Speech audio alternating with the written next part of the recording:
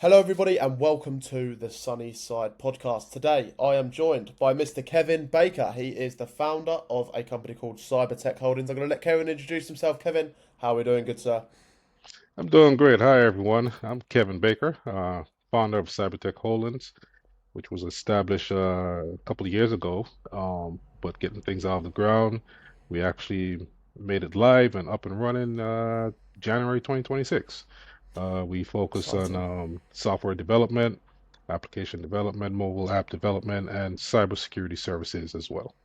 Nice. Well, I can't wait to unpack it all today, Kevin, because you're a very interesting gentleman in the space that we all operate in. So, could you kind of give the audience a little bit of an overview of kind of what led you to this point? Obviously, you've got another company as well. Could you mind just giving us a bit of an overview of kind of who you are, what's led you to this point, what you actually do? Who is Kevin Baker?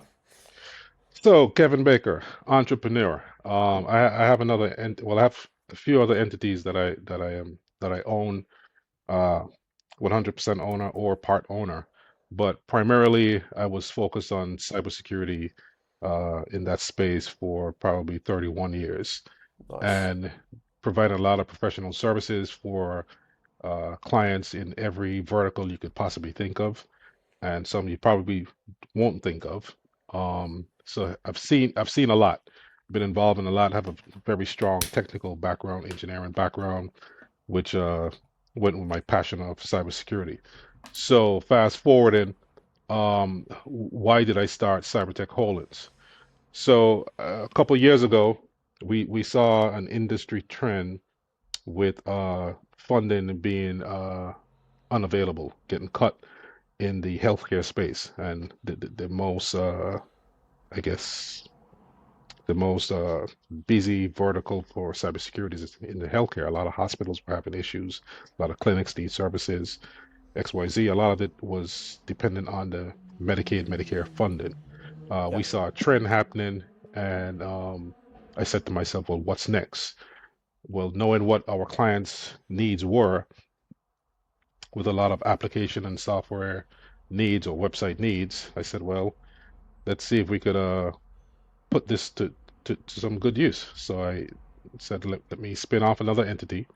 We had quite a bit of clients in the Caribbean, British and U.S. Caribbean Hmm. that had needs as well. And I said, well, let me just go for it. So I started Cybertech Holdings, which is actually registered in the British Virgin Islands. And things evolve faster than I expected it to.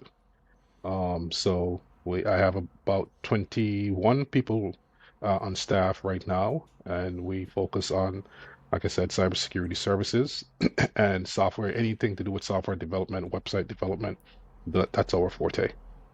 Nice. That makes sense. So, is it like have you kind of merged the two companies into one, or are they both slightly different?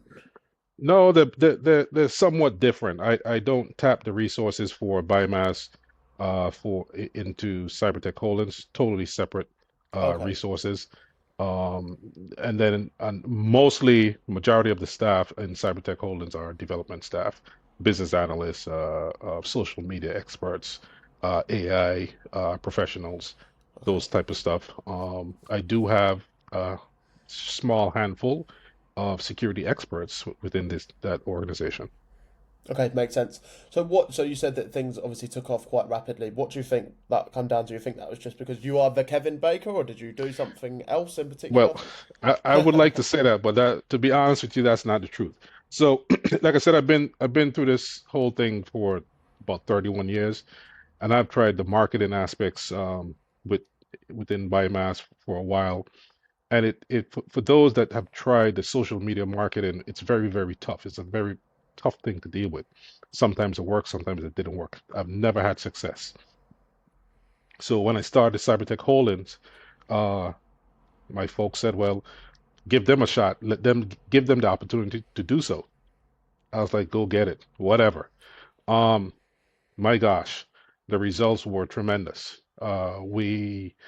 I had a vision when I started a company to provide services not just in the Caribbean and not just in the U.S. mainland, but I wanted to go more overseas into Europe, etc. And it actually worked. Thanks to the marketing team, social media experts, we've been getting a lot of inquiry and a lot of customers actually. Thus Mm. far, I think we got about four customers in Europe and that are very pleased, and some more that we're working on right now. And we're doing quite a bit of work in the US and the Caribbean as well. Makes sense. So, did you say that you obviously tried doing some marketing yourself, and then did you outsource it to a team, and then they obviously got you some success, or how No, did it work? they're my staff. They are Oh, my that's staff. great. That's what they do. Okay, Brought nice. them on board to handle that specifically, and it's a risk that I took. It was a risk from an investment perspective. It's something that I wanted to give them the opportunity to prove themselves. So it paid off. It paid off well. What do you, with obviously without revealing too much of your secret sauce, what do you think they was doing differently to what you tried before when you said it wasn't successful? Like, what was the main kind of things that you could put your finger on? I think it's not much with secret sauce. I think it's more the persistence. When I did it on the biomass side, I wasn't as persistent. I relied on the automation from like the LinkedIn or Instagram and so forth, but they were more persistent. They were more uh, active daily, um, hourly. They were real active in getting these stuff done and getting us out there. And sure enough, it worked. I was very, very surprised. Nice. Well, Mhm. that's great. How important do you think marketing actually is for a business owner? Because obviously, I speak to a lot of business owners, and they also kind of say, yeah, like we obviously get most of our stuff through referrals. Like people just kind of refer us, and it's like, okay, that's great, but like, what happens when you want to double the business? And what happens then? So I want to get your perspective Well, on it. I believe different now because I was one of those owners Yeah. that with biomass it was pretty much word of mouth on referrals, and it worked great. But now, based on what I'm seeing, I think marketing is very essential, very key. Also having good qualified sales reps. I think that's the next area that I need to focus on with Cybertech Holdings if I want this to grow pretty much worldwide, because I think it has the opportunity to do that. It's a competitive space, but I'm confident in the work that we provide, the product that we deliver for every customer, and I think we could play that space and compete against the small, medium-sized businesses today. Nice. I appreciate you sharing that. How does somebody compete in a market where there's so many other like how do you not get commoditized basically? Even like whether you've got a cybersecurity company, whether I feel like there's so many of every single business. So like obviously the whole market is competitive, but how do you like to differentiate yourself and position yourself? I, I, I let the experience speak for itself. I think many organizations look at the longevity and the connections that we've had or the relationship to customers, and it's based on them doing their due diligence. Biomass itself has been around 11, 12 years, 12 years, next month, 12 years. And I've had so much relationships with many organizations that's a part of my life. I could spend a whole day telling you about it, the things that I've been involved with. Yeah, But they know who I am, most of the individuals, and the network of folks that I've been connected with throughout the years. Having my marketing team reach out to them, a lot of them are in different positions, and majority of them have different needs. So that's one of the exciting parts about it, reconnecting with folks that I've worked with in the past, I've had relationships with in the past, and getting things back on track and getting things moving forward. So it's been great thus far. I expect it to get better. The one challenge I know that I'm going to have is how do I clone myself, which is going to be really hard at some point. what would you need to clone yourself for? What would you say you're spending your time on at the moment as a CEO? Obviously, you're not. By the sounds of it, it sounds like you're not in marketing. Or are you in sales? Are you still founder-led sales, or have you got a sales team? Sales, business development, Oh, okay. primarily, because there's the marketing team right now is a team of 3. So they are focusing on getting out there to everyone. and I'm the one that's doing all the Hmm. business relationship efforts. I would need to find someone to assist in that space, and that would take a load off of my plate. Because right now I'm juggling about four calendars and meetings after meetings after meetings. Of course, you have to qualify some of these contacts that we have. I think maybe 5% of those that comes in to the pipeline just won't qualify, but the other 95% absolutely. Okay, that makes sense. So, what do you think? Like, say you did hire the best sales rep ever, like, then what would you be spending your time on? Or I guess a different question to that would be like, what should a CEO be spending his time on? Like somebody who, like, say you've got everything in place, the systems, like you don't have to work, but obviously you're going to work anyway. What are you actually going to do without fighting fires? Um, I can't sit idle for a while. I think I'm gonna look for better growth opportunities.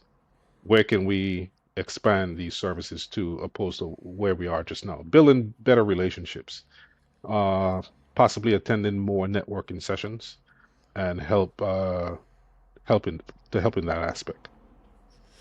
Interesting. Okay, so obviously, if we look back, like maybe, would you say you've been going for like 12, 13 years now? So if we go back 5 years ago, what do you think is the main differentiator compared to what you was doing then to what you're doing now, and how it's actually affected the business?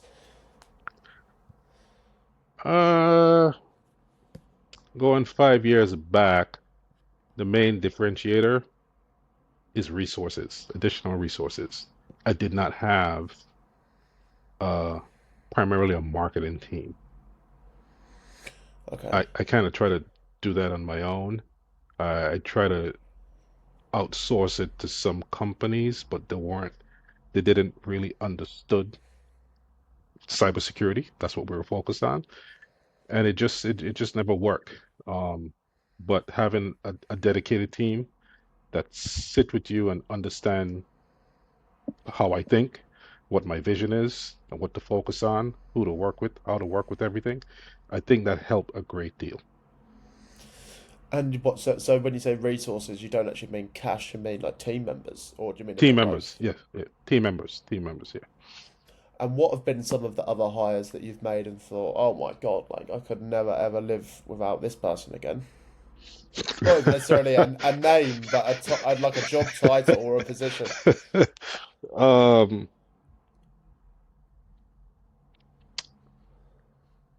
Gosh, to be honest, it's hard to answer. Because with Cybertech Holding, I can't think of one weak link in that chain. Everyone, everyone that's on the team is very much needed. I don't know what I would do without them. I mean, even down to the business analysts, the architects, the engineers. They all. If it wasn't for them, it would I would probably still trying to get this off the ground. So how does one find these good team members then? Um, it's hard. I'm not gonna sit here and say it was easy. It took me a lot of years to find not just good people, but good people that you could trust and that could relate to you. People that have a passion, just like how I have that passion. It's very, very, very hard. I've done a lot of trade shows, a lot of conferences, some of the largest ones in the world when it comes to technology, and met a lot of folks. But over the years, you just build these relationships and now start to build a team. And most of the staff that were referred to me. So we went through the process and got them on board, and it worked out great. It started with my lead developer, and things just evolved from there. What do you look for in like a hire? Say someone comes in, like, yeah, Kevin, I want a job. Like, what are you looking for? What are the deciding attributes for you? I look for two things. Well, well, a couple things, but I look for someone that has that passion. You could see it in their eyes. and I look for someone who's up for a challenge. I like to assign responsibilities to individuals that are not comfortable in the situations that they're placed in. Because I've learned a long time ago, no one wants to fail in front of anyone's eyes. So if you give someone uncomfortable tasks to achieve, they will go above and beyond and prove themselves to get it done. And thus far, it has worked. It continues to work. Interesting point here. What like so the attributes that you just described, right? So you said passionate and like, willing to get uncomfortable. They're kind of the attributes of an entrepreneur, aren't they? Like they're really and truly like that's kind of the main two things. So how do you kind of judge that one then? So say you're looking for passion. Somebody said, "Yeah, I want to be a deca millionaire. Like I want to do this. I want to do this whole life thing." Obviously, are you thinking, well, you're great, but are you just going to leave me in a year and go start your own company? Like how would you manage that? Might be a bit of a hypothesis, but I don't have the fear. I think it shows if that given that happens, it shows that I'm a good leader. I helped you get to where you want to get to. Um, Everything is for a time, and I realize that. So let's make the best use of that time while we're around and see where it goes. Do I expect everyone to stay on board and be on this ride until the end? Yeah, I do. Realistically, it's not going to happen. They're going to want to do the things that I'm doing, and I don't have a problem sharing with them how to get there. so you think just kind of like come for as long as you want to come and just kind of give some value to the company and you're okay with that. Yeah, it's going to be a Nice. challenge, but um, I'm all for it. They'll never forget. They'll never forget, where they came from. Put it that way. 100%. Maybe it can come come in handy down the line. So if we look into the future then like what I assume that you want to kind of take the companies to like the next level. What do you think would have to be kind of changed or tweaked or added, subtracted in order to hit that next level? Might be a few things, might be one thing. I think additional resources from a business development and sales perspective, it's going to help take it to another level. Uh, at the end goal, um, I think every entrepreneur that starts a business, they have their exit strategy. So, keeping that in mind, how do I, what do I need to put in place to achieve that exit strategy goal, where it's a win-win for all? Because, like I said, everything's for a time. So let's make the best of it and enjoy the ride while we can. Makes sense. So if you was to put like an exit strategy together, like what would that actually like consist of? Like what would be the things that you would have to like not in like even numbers, but like say like what would an exit strategy even look like? Like if I've never done it before, like what would that actually be? Um, Overall, not talking numbers, but on any exit that I'm involved in, uh, the employees have to be taken care of, Yeah. first and foremost, because if it wasn't for them, we wouldn't be where we are. So, any exit strategy, they have to be at the forefront of that whole plan and take things from there. Of course, you have to achieve those numbers and meet other milestones, etc. But that's the main thing. I'm all for making sure that everyone is taken care of um, at the end of the day. Okay. That makes sense. And that obviously keeps them. Do you tell them that? Absolutely, every day. Yeah. And that keeps them like, yeah, let's go then. Motivated. Let's make Yeah. Kevin happy. Yeah, okay, that makes Yep. sense. If so, obviously you've had a long career. What do you think have been some of the main like lessons and stuff that you've learned? Maybe mistakes or maybe just stuff that you've kind of picked up along the way. Oh, I made a lot of mistakes. Um, I think one of the key lessons is having a bit of patience. Um, that's something I've learned the hard way over the years, but I'm a lot better at it, having patience. In this space, we come across many different type of companies, whether they are legitimate or not legitimate. So you have to go through that trust but verify process, your due diligence process. And yeah, that's pretty much it. So when you say being patient, how do you know when you're not being patient enough or it's not working and you just need to pivot or change what you're doing? Or do you not know? Very very good question. Um, I think at some point, depending on what your expectations are for your outcomes, if you have addressed every possible situation opposed to jumping to conclusion, doing your proper due diligence analysis, etc., then you know it's time to move forward. And that could be from either a business relationship engagement, it could be from an employee perspective. You look at all aspects because at the end of the day, nothing and no one is perfect. Things do arise, things happen, and it's just how you address them. Don't not quick to jump to a conclusion immediately. Do you look at data? Do you look at like metrics before you make decisions? Um, Honestly, no, Really? no, no. Yeah, I have different belief in that. Just seeing how sometimes data and metrics are good for certain things, but it could also be fabricated to mislead you. In what respect?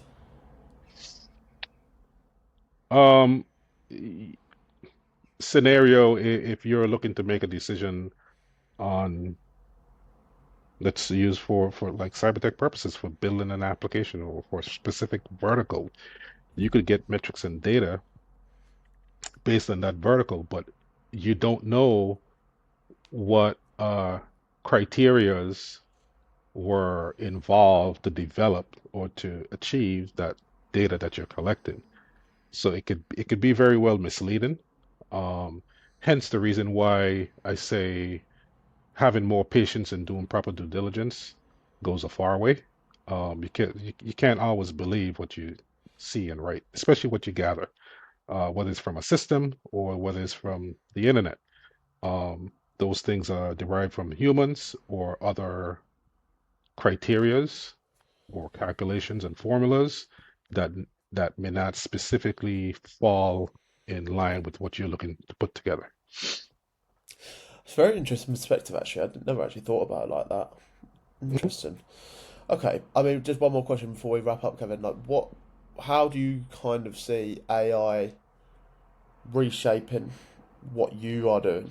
Because obviously your industry is right at the forefront of it. Do you think it will? Do you think it will change, or do you think it will just be another tool? Or So it's a two-part answer for that, uh, and I'm speaking solely from a Cybertech Holdings perspective. The AI reshaping, of course, when it comes to software application development, the use of AI, the intelligence of it makes things a lot easier and simpler. Automation yeah, at its best. You could produce things at the snap of a finger. However, when it comes to the cybersecurity world, um, what I tell everyone, the fundamentals will never change. When it comes to cybersecurity. You could put any technology, anything that comes up today, tomorrow, 20 years from now, the fundamentals for cybersecurity is not going to change.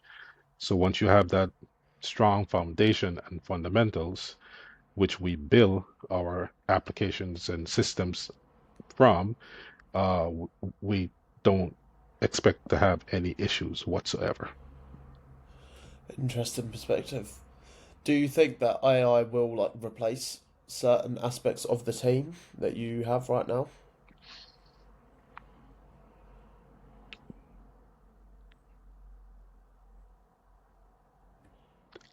I don't see it today. Um, maybe maybe 10 years from now. And I say that because you still need those resources to address certain things. And I think the industry, they're not um they haven't adapted the trust that technology is producing or to get things going.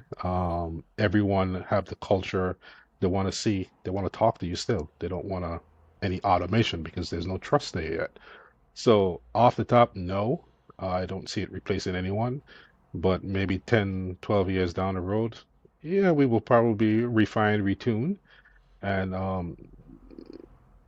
there are probably positions that we probably won't have to use. Nice. Yeah, I think I agree with that. I mean, yeah, if the audience are wondering where can they actually get in touch and find you, Kevin, where can they find you, find out about your companies? So you could find us at Cybertech Holdings Ltd. We're on also LinkedIn. We can reach us sales at Cybertech Holdings Ltd. Need to get in touch. I tell everyone it doesn't cost anyone a dime to have a 15 or 30-minute conversation if they want to have a better understanding of software development or cybersecurity. Um, and I welcome anyone to shoot us an email, take a look at the website. We have some automation there as well, and would love to get the opportunity to talk to everyone. Nice. That's what I like. Yeah.